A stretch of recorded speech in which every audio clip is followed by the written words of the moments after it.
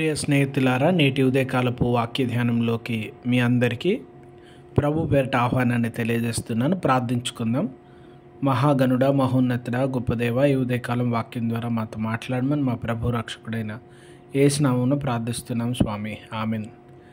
ప్రియమైన వారులారా, కొరింథీయులకు రాయబడినటువంటి మొదటి పత్రిక చివరి అధ్యాయం 16వ అధ్యాయంలో నుంచి నేటి కొరకైనటువంటి వాక్య ధ్యానాన్ని మనం ధ్యానిస్తూ ఉన్నాం.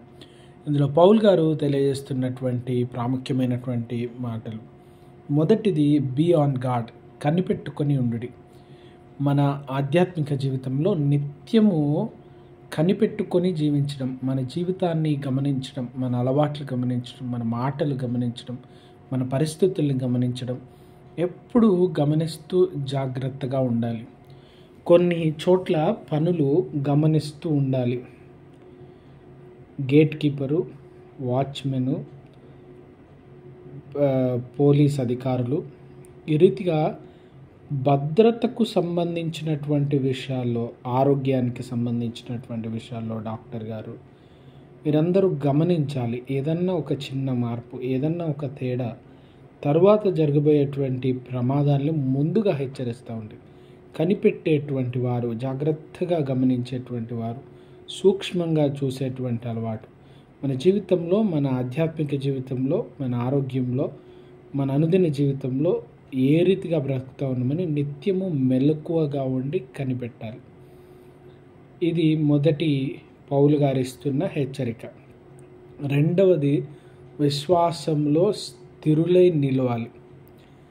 చెట్టు ఎత్తుగా ఎదుగుతున్న కొద్దీ, పెద్దగా మారుతున్న కొద్దీ, పైరూపం మాత్రమే పెద్దగా కాదండి, దాని వేర్లు ఎంతో లోపలి వరకు వెళ్ళి భూమిని గట్టిగా పట్టుకున్నాయి కనుక అది ఎంత ఎత్తు ఎదిగినా, ఎంత పైకి వెళ్ళినా వరదలు, వర్షాలు, తుఫాన్లు, గాలులను తట్టుకుంటుంది. కారణం, భూమిలోకి విస్తరించి భూమిని గట్టిగా పట్టుకున్నటువంటి దాని వేర్లు. ఈరోజు విశ్వాసంలో స్థిరులై మనం నిలవాలంటే మన వేర్లు దేనిలో ఉన్నాయి? దేవుని వాక్యంలో, ప్రభువులో. ఎంత లోతుగా మనం వెళ్తే ఈ లోకపు శ్రమలు, శోధనలన్నింటినీ తట్టుకుంటూ విశ్వాసంలో నిలిచి ఉండడానికి ఆస్కారం కలుగుతూ ఉంది.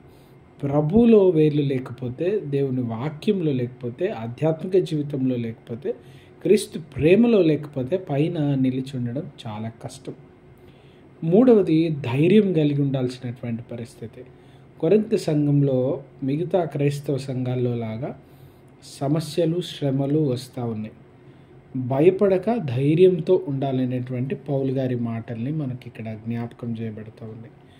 ధైర్యంగా ప్రభు పని చేయడానికి, ధైర్యంగా కొనసాగడానికి, ధైర్యంగా ఉండడానికి ప్రభు మనల్ని పిలుస్తూ ఉన్నారు. కనుక ఇది ప్రాముఖ్యమైనటువంటి విషయమని జ్ఞాపకం ఉంచుకోవాలి. కొరింథీ సంఘంలో సేవ చేయడానికి ధైర్యంతో ముందుకు వెళ్ళాల్సినటువంటి అవసరత ప్రభు మనకున్నాడు. సమస్యల్ని చూసి భయపడకుండా, పరిస్థితులను బట్టి భయపడకుండా, వ్యక్తుల్ని బట్టి భయపడకుండా, దేవుడు మాతో ఉన్నాడనేటువంటి ధైర్యం. సమస్యలు, ఆపదలు వచ్చినటువంటి వేళ వాటి వైపు కాక ప్రభు వైపు చూడడానికి. ఇవి తాత్కాలికమైనదని, మా దేవుడు బలవంతుడు, శక్తివంతుడు, వీటన్నిటిలో నుంచి మమ్మల్ని నడిపించగలడనేటువంటి ధైర్యం.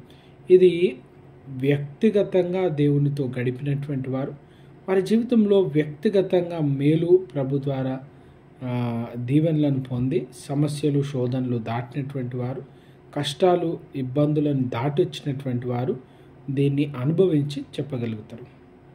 నాలుగవది, బలవంతులుగా మార్చబడాలి. ఈరోజు పిల్లలు కానీ, ఎవరైనా వ్యక్తులు కానీ బలహీనంగా ఉంటే మొట్టమొదట డాక్టర్ గారు ఏమని చెప్తారంటే, మంచి ఆహారము, రెస్ట్ తీసుకోవాలి, మంచి నిద్ర కావాలి అని అంటూ ఉన్నారు. మంచి ఆహారం తీసుకున్నప్పుడు బలంగా ఉండడానికి అవకాశం ఏర్పడుతూ ఉంది. మంచి ఆహారము క్రైస్తవులకు దేవుని యొద్ద దొరుకుతుంది.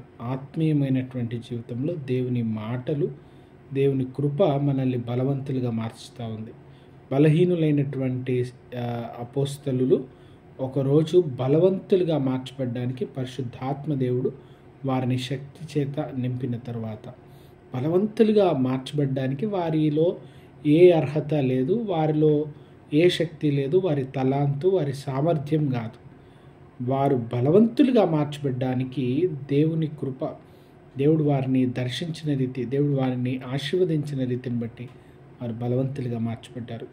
కనుక కొరింథీ సంఘంతో మాట్లాడుతున్నటువంటి ఈ మాటలు, ఈ హెచ్చరికలన్నీ మనకు కూడా తెలియజేస్తూ ఉన్నారు.